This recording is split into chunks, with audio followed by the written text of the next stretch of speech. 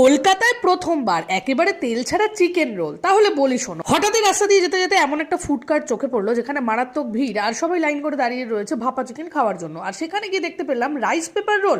সেটা আবার কি? আর দাদাকে বলতেই দাদা ঝটপট একটা রাইস পেপার শিট জলে ভিজিয়ে তার মধ্যে লেটিউস, কিছু সিক্রেট মশলা আর ভরে ভরে চিকেন, মানে যেটা অলরেডি বয়েলড, তার উপরে দিয়ে দিলাম মেয়োনিজ, মাস্টার্ড মেয়োনিজ, সমস্ত কিছু দিয়ে এর উপরে চলে গেল আরো বেশি করে করে ভেজিটেবলস, শসা, পেঁয়াজ, সমস্ত কিছু দিয়ে এবার ভালো করে বাটারে গ্রিস করে ব্যাপারটাকে রোল করে মোমোস্টিমারে সুন্দর করে ভাপিয়ে ছোট্ট ছোট্ট পিস করে চলে এলো প্লেটে। আর আমি তো দেখে পুরো অবাক। যাই হোক, এবার টেস্ট করার পালা।